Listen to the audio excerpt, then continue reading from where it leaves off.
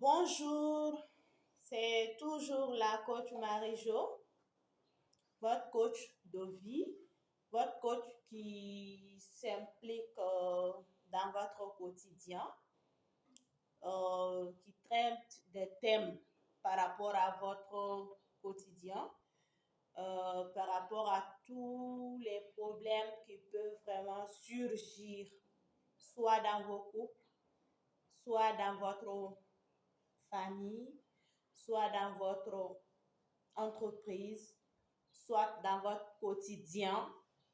Voilà. Donc, votre coach de vie s'intéresse un peu à tout ce qui se passe autour de vous. Donc, c'est pourquoi ce matin, je vais traiter un thème spécial qui m'a été vraiment recommandé. J'ai vraiment été interpellée par rapport à ce thème. On me demande de le présenter très rapidement. Il s'agit d'une situation qui est assez fréquente dans la vie de tous les jours des jeunes couples ou bien même des couples anciens, mais que nous rencontrons quotidiennement. Sans tarder, je m'en vais vous présenter les thèmes qui s'intitulent Lorsque mon mari décide d'aller se réfugier dans le bras d'une autre femme, coach, qu'est-ce que je dois faire? Voilà. Il s'agit là d'une femme qui était mariée, qui vivait en couple avec son homme et que actuellement son mari l'a abandonnée pour aller se réfugier dans le bras d'une autre femme. Donc, elle m'a posé cette question, elle m'a appelé à l'aide. Donc, je vais, à travers cette vidéo, essayer de lui expliquer mon point de vue, de lui donner des conseils. Et vous aussi, vous pouvez aussi nous laisser des commentaires, nous laisser vos points de vue pour que notre sœur puisse vraiment savoir comment se comporter dans cette tragédie, dans cette situation qui la dépasse, dans cette situation aujourd'hui qu'elle traverse vraiment avec un gourmet très profond. Voilà. Donc, ma sœur, je te dis déjà que je compatis à ta souffrance, je comprends ta situation, je sais que tu souffres et que ce n'est pas facile aujourd'hui de voir son couple vraiment du jour au lendemain détruit par la faute d'une autre. Mais aussi, avant d'aller loin, de rentrer dans le vif du sujet avec toi, je te dis aussi que peut-être que ce n'est pas totalement la faute de ton mari.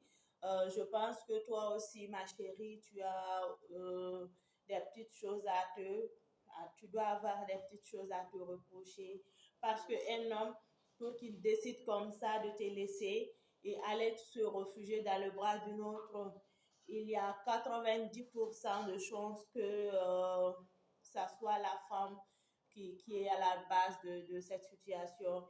Et les 10%, ça c'est vraiment dû à l'infidélité de l'homme ou bien à l'incrédulité ou bien à la trahison vraiment venant de ton homme.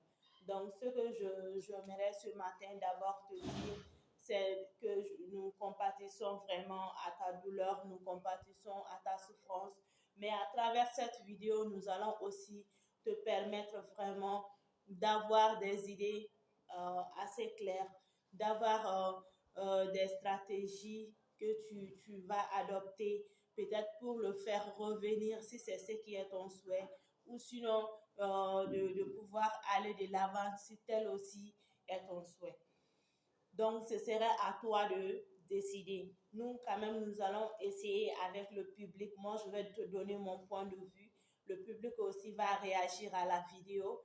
Et toi-même, tu vas faire le choix, hein, voilà, le choix de la bonne stratégie qui pourra vraiment t'aider à aller de l'avant ou pour avoir une vie vraiment épanouie. Donc, la première option, c'est de te proposer si toi tu veux qu'il revienne. C'est-à-dire si tu veux que ton homme revienne. Nous allons d'abord commencer par cela. Et en seconde lieu, nous allons aussi te dire si tu ne veux pas qu'il revienne, mais que toi tu veux aller de l'avant. Ça aussi c'est possible. Nous allons te donner des conseils dans ce sens. Voilà. Quant à la première option, tu veux que ton mari revienne, qu'il te revienne, qu'il laisse cette nouvelle femme qu'il ne connaît pas. Peut-être qu'il a seulement admiré, qu'il s'est dit que peut-être avec celle-là, ça pourra bien marcher. Mais en partant, il ne s'est même pas souvenu de vos beaux moments, de tout ce que vous avez eu à faire ensemble. Voilà, il s'est seulement tout simplement laissé aller dans le bras de cette nouvelle dame. Donc, toi, tout ce que tu as à faire, c'est d'attraper ton cœur, c'est de d'abord rester calme. Voilà. Et je pense que vous avez aussi des enfants. Donc, le fait de rester calme, c'est déjà aussi pour permettre aux enfants, à vos enfants, de ne pas paniquer parce que papa a déjà quitté la maison. Et si toi, tu veux paniquer, tu veux pleurer toutes tes journées, ça ne t'amènera vraiment nulle part. D'abord, il faut te dire que oui, mon homme est parti, mais ce n'est pas la fin du monde. Ce n'est pas la fin du monde. Voilà, je veux qu'il revienne, mais en même temps, il faut que moi-même, je sois forte de caractère, je sois bien dans ma tête, je sois vraiment, j'arrive à bien me ressaisir, à bien gérer la famille en attendant que cela n'arrive. Voilà. Donc, la deuxième chose à faire, c'est vraiment, ma chérie, ne change pas ton quotidien pour quoi que ce soit.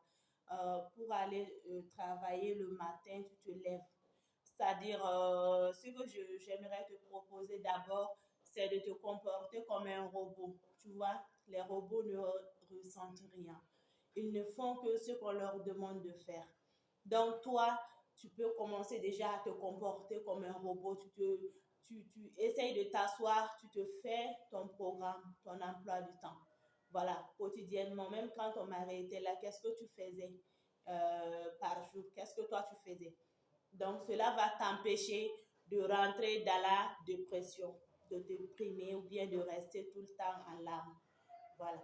Donc, tu notes tout ce que tu faisais par jour. Si au réveil, quand je me réveillais, par exemple, je partais me brosser les dents. Euh, Après, je me lave, je prends mon bain, je prends mon petit déjeuner et juste après, je me prépare pour aller travailler. Ben, tu continues, tu fais la même chose. Ne change pas ton habillement, ne change pas de mine. Si auparavant tu te maquillais, maquille-toi bien, habille-toi correctement, va travailler, essaye de rester souriant, essaye de rester aimable avec tout le monde. Ton gourmet, tu le gardes au plus profond de toi.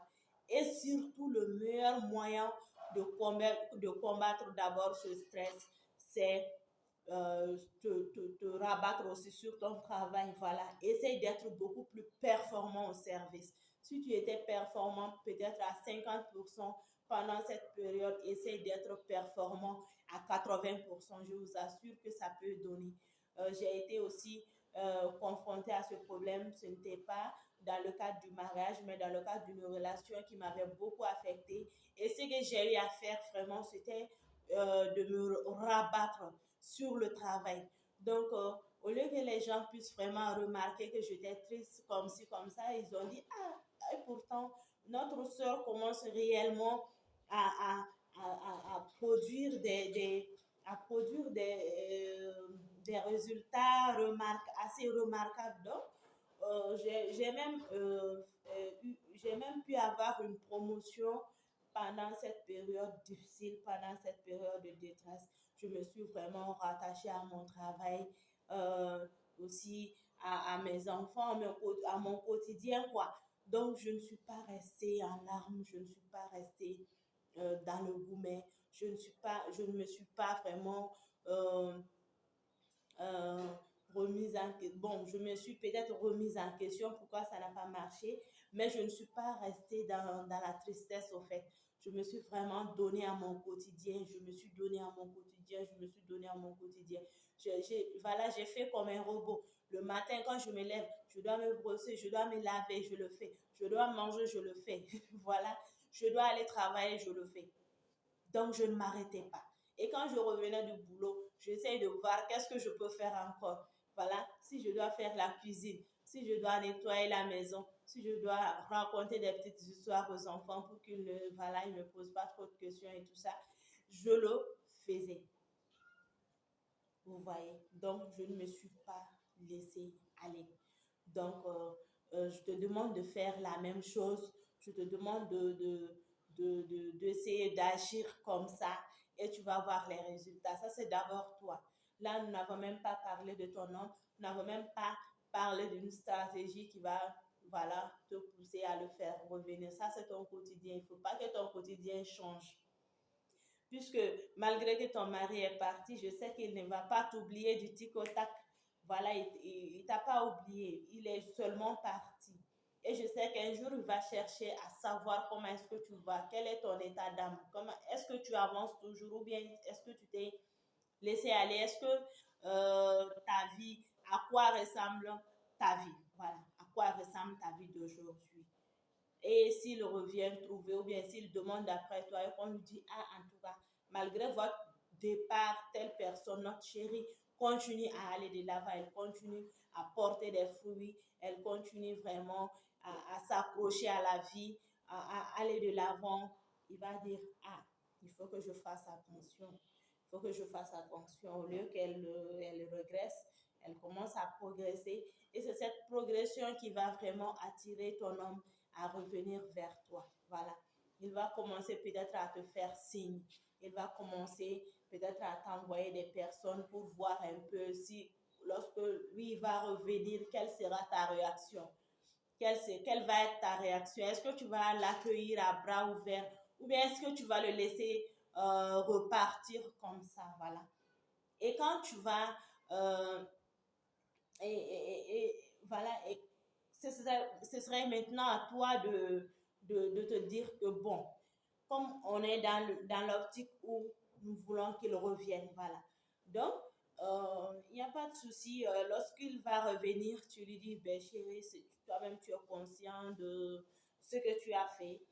Voilà, je te demande tout simplement de ne plus jamais me faire ça. En tout cas, ton départ m'a vraiment fait mal. Mais en réalité, aujourd'hui, je pense que j'ai dépassé tout ça. Si tu veux revenir, reviens. Et cette fois-ci, voilà, essaye de ne plus jamais reprendre les mêmes erreurs. Voilà, je pense que ça c'est déjà suffisant. Tu lui dis, tu lui fais part de tes points de vue sans pour autant, euh, sans pour autant vraiment le blesser ou bien le pousser à regretter amèrement ce qu'il a fait. Je pense que déjà en revenant vers toi, il avait déjà regretté quoi. Il avait déjà regretté, donc pas la peine d'en ajouter. Voilà, en ce moment, il faut savoir faire miséricorde, il faut l'accueillir, il faut lui pardonner, tout en lui disant ce qui t'a réellement blessé. Donc, tu peux aussi, de passage, lui demander, bon, chérie, maintenant que tu es revenu maintenant, est-ce que tu peux me dire un peu pourquoi tu étais partie? Qu'est-ce que je t'avais fait? Qu'est-ce que j'avais vraiment fait qui t'avait poussé à aller regarder ailleurs? Mais sans oublier aussi que les hommes sont comme ça, ils aiment aussi explorer d'autres horizons, ils aiment aussi aller voir ailleurs. Donc, il faut comprendre cela aussi. Il se pourrait même que ça ne soit pas de votre faute. Comme je vous ai dit, les 10% de cas peuvent être que ça ne soit pas de ta faute, ma chérie.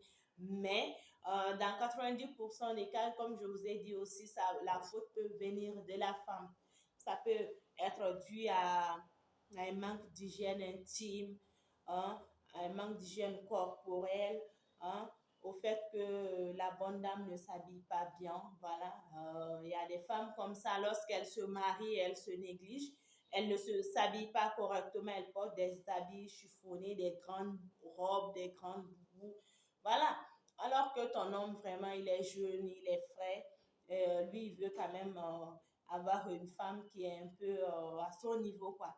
Mais si toi, tu ne fais que chuter comme ça, parce que tu as donné naissance à des enfants, soi-disant, et que tu ne veux pas faire des efforts pour rester, pour paraître un peu jeune à son niveau, cela va de soi qu'il veut y aller voir ailleurs aussi, quoi. Donc, mes chères dames, surtout à toi, ma chérie, si tu étais aussi dans cette optique, il faut commencer déjà à changer, puisque ton homme est de retour, mais aussi il t'a reproché quelque chose. Ça peut aussi être dû au fait que la femme est assez négligente, voilà. Elle est peut-être un peu accro à la télé.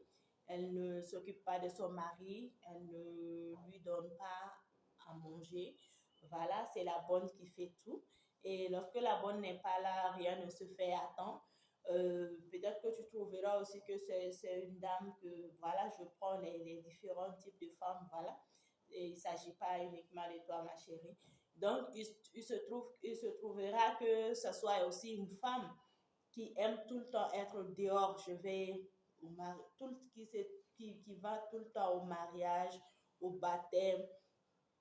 Vous voyez qu'ils sont tout le temps dehors, qui oublient aussi l'éducation de ses enfants, qui ne s'occupent pas de son mari et tout ça. Donc, tout cela peut pousser votre homme à aller voir ailleurs parce que vraiment, on a beau être fidèle, on a beau être homme marié, si chez soi, on se sent vraiment toujours seul, cela va de soi qu'on essaie de chercher, d'aller chercher ailleurs, car la nature même a horreur du vide. Voilà, mes chères dames, ne vous dites pas maintenant, je suis mariée, je peux me comporter comme je veux, je peux faire tout ce que je veux. Non, ce n'est pas le cas. Malgré que tu as ton mari, chaque jour, tu dois te battre pour le garder. Voilà, tu dois tout faire pour qu'il reste avec toi. Tu dois considérer ses émotions, ses envies, qu'est-ce qu'il aime, qu'est-ce qu'il n'aime pas. Tu dois toujours communiquer avec lui. Tu dois aussi toujours rester aimante et serviable. Tu dois toujours rester propre. Tu dois toujours rester vraiment saine. Voilà. Que ce soit toi, ton corps, tes habits, que ce soit ta maison, ta toilette, votre chambre, tout doit rester clean. Ça, c'est le grand conseil que je souhaiterais te donner. Parce qu'un homme même qui se sent vraiment bien dans sa maison, qui se sent bien accueilli, qui se sent bien aimé, qui se sent bien chouchouté, n'a pas besoin d'aller voir ailleurs en réalité. Donc, c'est pourquoi je disais que si tu vois un homme aller voir ailleurs, généralement, aller se réfugier dans le bras d'une autre femme, c'est à 90% la faute de la femme qu'il a épousée à la maison. Et les 10 autres pourcents, ça peut être dû à la nature même de l'homme qui fait qu'il veut vraiment aller explorer du nouveau, voilà, à des caprices inutiles, voilà. Donc, mes chères femmes, mes chères mamans, prenez toujours soin de votre corps, prenez soin de votre maison, prenez soin de votre intérieur, prenez soin de vos hommes, prenez soin de vos enfants. C'est la clé du mystère de la réussite d'un couple, d'un mariage, d'un foyer. Voilà, c'est ce que je voulais ajouter. Donc, ma chérie, si tu décides aussi de ne pas vouloir que ton mari revienne, cette décision aussi t'appartient naturellement, car c'est toi qui as vécu la situation. Et jusque-là, je ne peux pas partager sur ce direct la raison qui a poussé ton mari à te quitter. En tout cas, je vais quand même faire des suppositions. Je vais faire des suppositions et je pense que les gens vont se retrouver avec nous et ils vont essayer de nous donner aussi des hypothèses de réponse dans laquelle tu pourras aussi savoir comment t'orienter.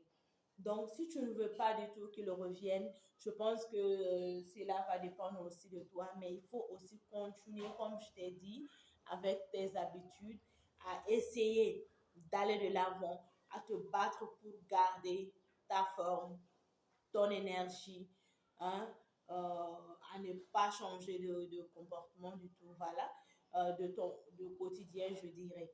Donc, il faut aussi ajouter d'autres trucs à tout cela. Il faut faire peut-être le sport, il faut chercher des sources de distraction.